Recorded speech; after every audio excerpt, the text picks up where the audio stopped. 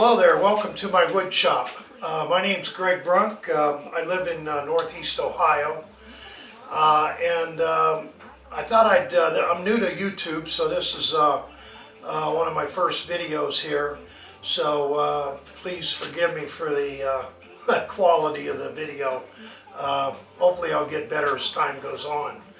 But I wanted to show you the wood shop. Previously this shop was located out in my garage. But in the winter months I had to run the kerosene heater out there, and I kind of got tired of that, and also the moisture conditions and everything else. So I decided to bring everything in to the basement and divide it off and keep everything in the house. And I'm kind of glad I did. It's worked out pretty good so far, and year-round I can be down here. I don't have to worry about the fumes from the heaters and the moisture change. So it, for the most part, it's worked out pretty well for me. And I do have a limited amount of space here. The other side of the wood shop I'm going to show you is about 20 by 12. And then this area in here is about 11 by 20, but where I'm standing with this wall that I put up, it's only about 8 foot wide at this section. But the room is approximately 20 feet long. So as you can tell, there's not a whole lot of space for things. So that's what was driving my mindset to utilize all the free space that I could to the best of its ability. So let me get the camera here and take you on the nickel tour.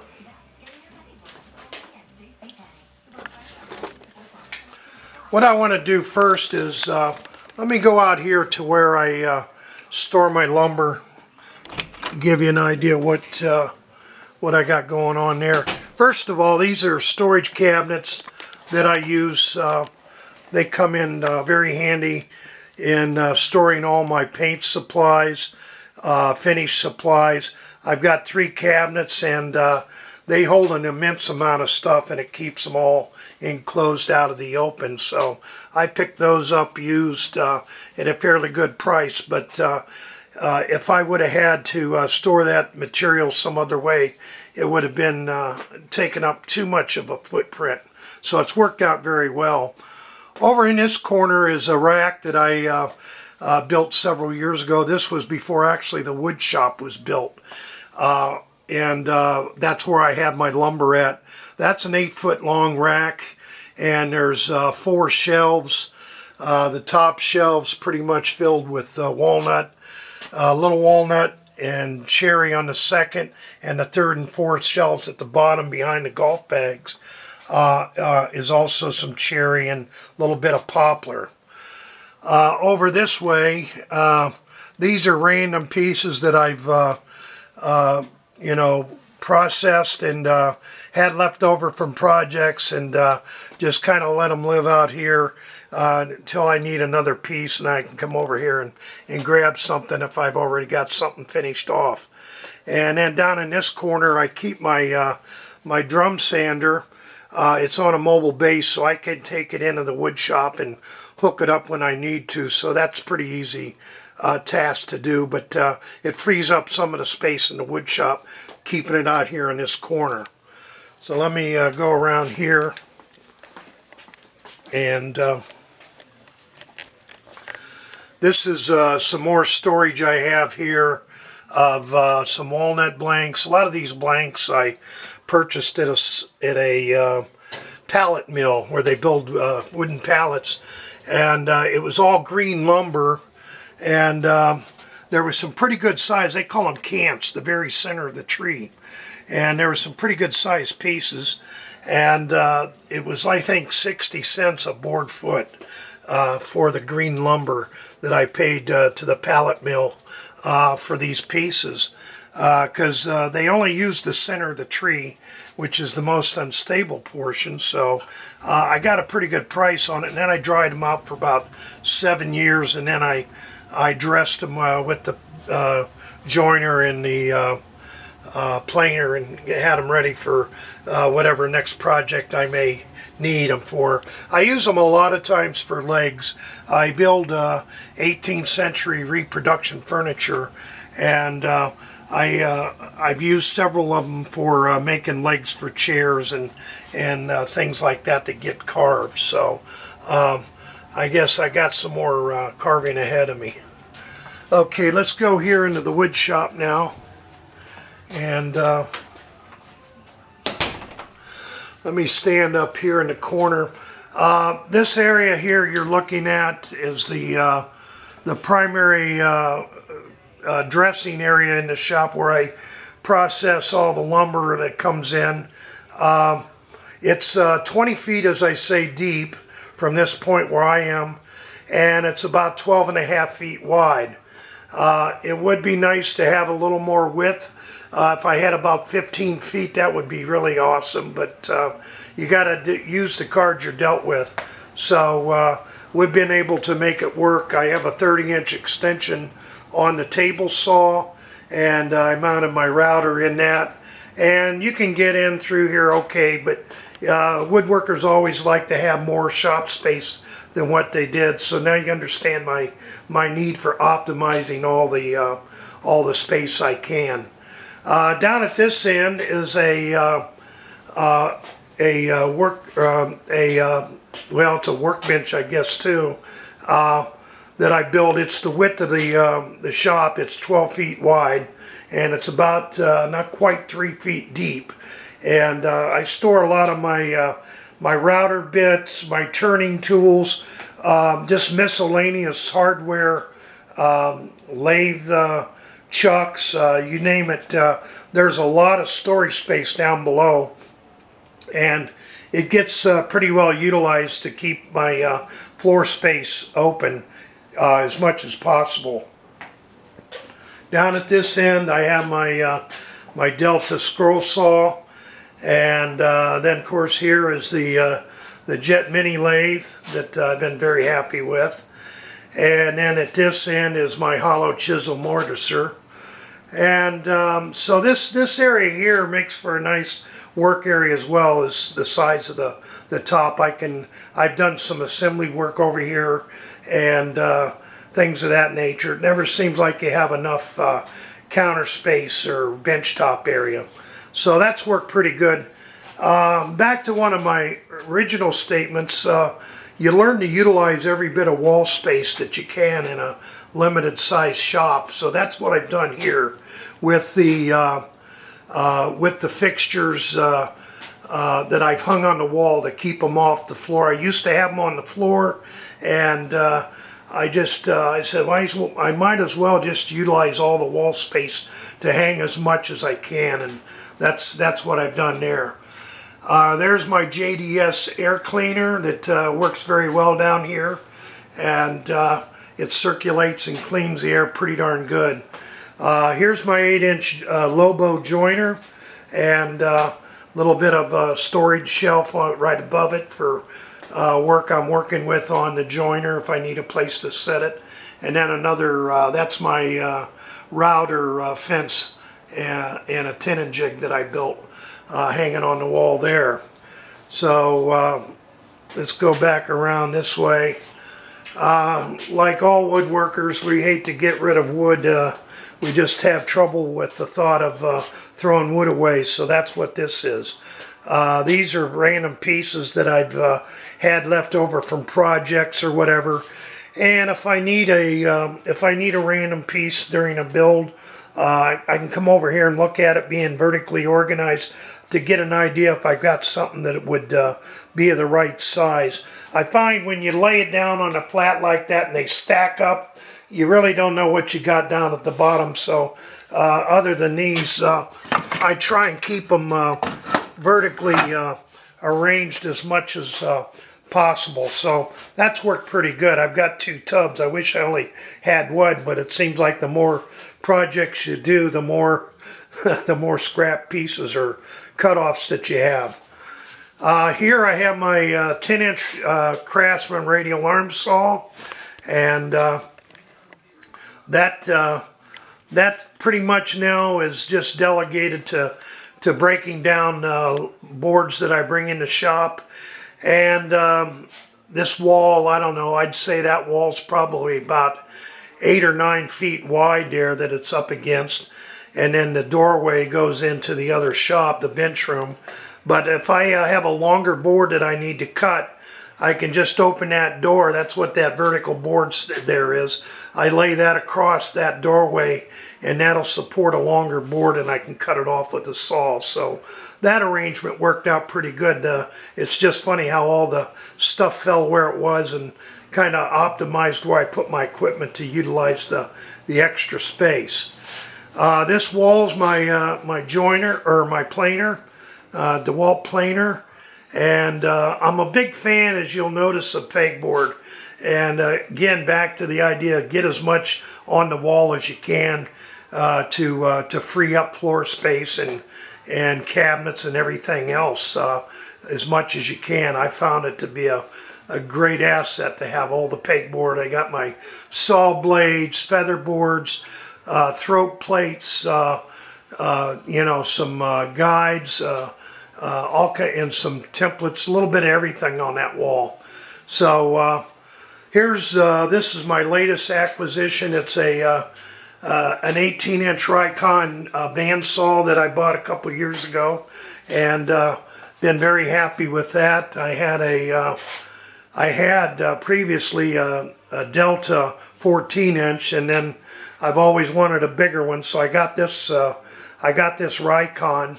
And I'm thinking about maybe getting a benchtop model bandsaw, because it's always like you need a large blade and you need a small blade. And if I had a small benchtop model, I could set it over here somewhere, and then I wouldn't have to swap blades out, because this thing is good for cutting them big pieces of walnut. That's what I did here. I was ripping down this walnut slab I had, so it works great for that. The table saw is just a standard Delta contractor saw, nothing special. The space, as you can see here on the planer, I've got probably about 10 to 12 feet if I needed it for in-feed and out-feed. If I get anything too long, it'll go through the doorway. Again, the arrangement where I place that planer utilize that extra space that I have going through the doorway into the other room. So that works out pretty good. And then there's my Delta 14-inch drill press that I get a lot of use out of as well. I purchased the drill press and the joiner and a shaper all in a package deal. You'll see the shaper in the other room. But for the most part, all the wood creating, sawdust creating equipment is in this room here and stays over here. Now going into the other part, as I call the bench room, I got a lot of these cabinets that are just a great asset to have in a wood shop, I think. I keep, I've got a lot of hand tools, hand planes, hollows and rounds, what else? Yeah, more molding planes, rabbet planes.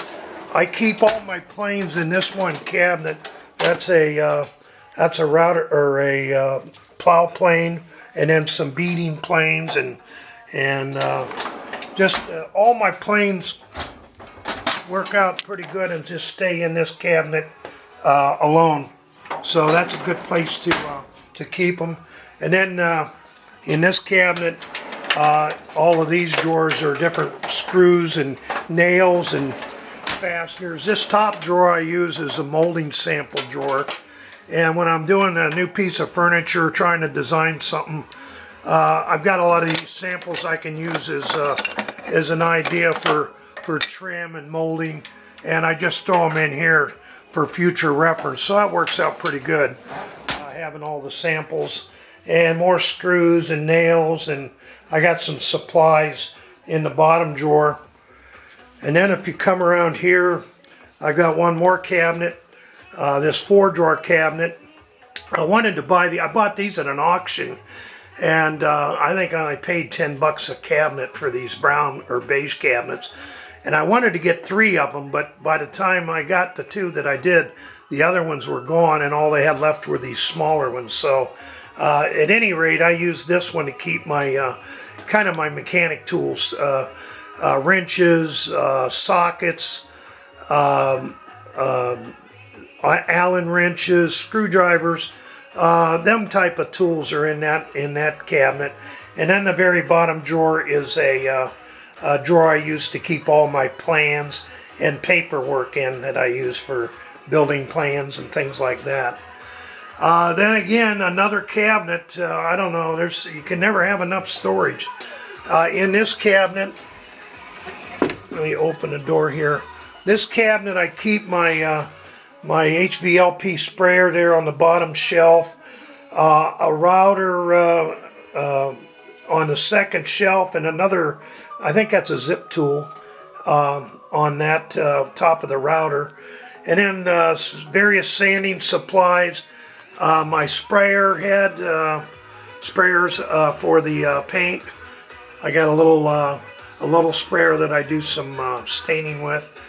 Then the top shelf is fasteners and bolts, and my corded drill, and then again more sanding supplies, finish supplies, and then on the bottom a couple sanders and my scroll saw and some other hand tools. So this holds quite a bit of stuff too. So that works out pretty good. I got my stereo up on the top. That is a good little place for it. Fits, just utilizes that space pretty good. This wall, as I said, I'm trying to use all the wall space I can. So all of my clamps, I put some strips across the ceiling and hang my clamps on those strips across the joist there, and it keeps the clamps out of the way. And I don't need to get over to that area that much, so it's a good place to keep them, and it's handy for glue up. Here's the shaper I was telling you about. I've only used it a couple times, but it is a great asset when you're trying to take a heavy cut in one pass and not bog down. That's got a 3-horse motor and it's wired for 220, and I've got 220 on the other side of the shop. I use my Rikon on 220 and my joiners on 220 as well. And then if I need this, it's on a mobile base. Like all my equipment, I just roll it into the other room and hook it up to the dust port. There's my dust collection here.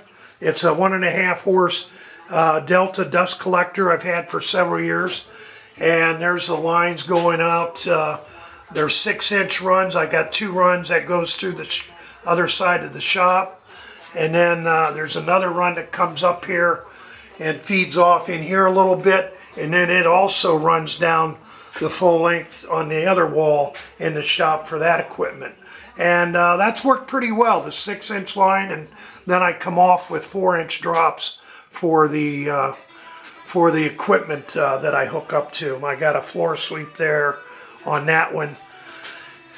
And what else? Oh, this bench here, I built that a couple years ago. That's come in very handy. It folds up and the legs fold in. So if I don't want to use that bench, I can fold it up against the wall, and then I have all that open floor space there to do anything I need to do. But it stays down most of the time, and I do my sharpening work here with my sharpening stones. I'll do that work on this bench. I do assembly work on the bench. It's just kind of a nice extra area to utilize when I'm using my workbench. I don't have to worry about, I can keep everything on my workbench and come over here and do any other task that I want. It's nice to have the extra space. I have a video that I posted of the workbench I built back in 2010. This is it. It's an 8-foot long bench, and it's 34 inches wide. 34 inches wide, and it's got a tool cabinet under on the bottom, and so it's it was a labor of love. It took me quite some time to build it, about 2 years from design to finish completion of building it. But I enjoyed it, and it's worked out very well so far. So let me, the bench, by the way, I have 24-inch between centers on the twin screws here. Same thing at that end, it's a tail vise, and that's 24 inches on centers down there. And then over on this corner, since I do a lot of carving work, I put a pattern maker's vise, and I use that vise a lot to do my carving work. This end of the shop, like I said, this area is about 8 foot wide because I put that wall there on the right. But again, more pegboard with just a little bit of everything here.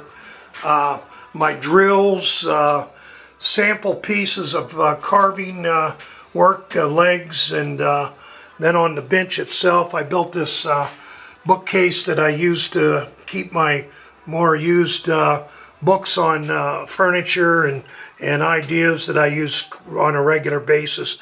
And then on this bench down below, I have shelves, and I keep my magazines and other supplies underneath there. This bench is only about 18 inches deep.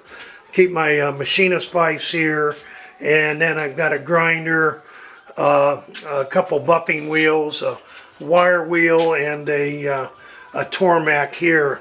So that pretty much keeps this wall occupied with any open space. And I got a little work area here if I need to that I can sit at and work on stuff. And then let me go back over here. And this wall here, again, another 4x8 pegboard.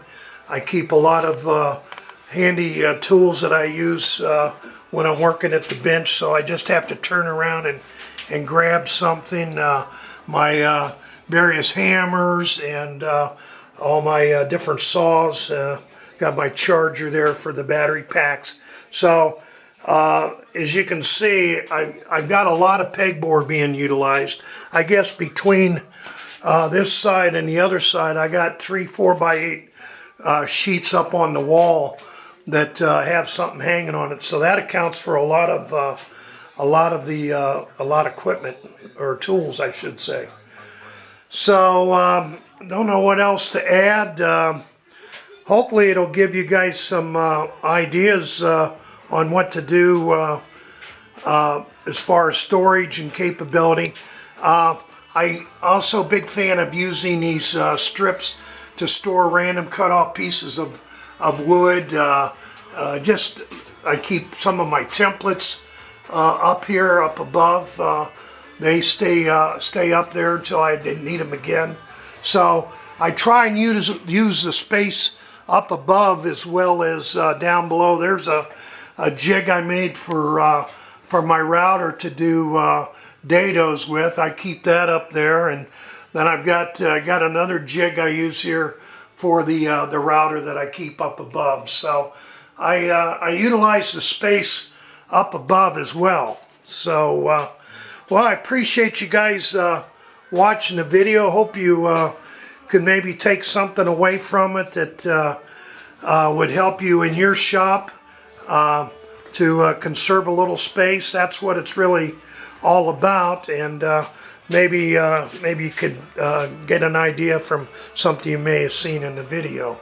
Up here I have, just to finish off, I've got a little laptop computer there that I can use, and then this TV, which usually in the summer months it's on my patio, but in the winter months I bring it in here and I can play DVDs with it and watch TV and whatnot. So it lives in here in the winter like me, and then the summer when I go out it goes out. So that's how that works. So hope you enjoyed the video and maybe got some ideas and enjoy doing it. So again, forgive me for the video work. I'm not a movie guy, as you can tell. So thanks, and we'll see you later. Bye bye.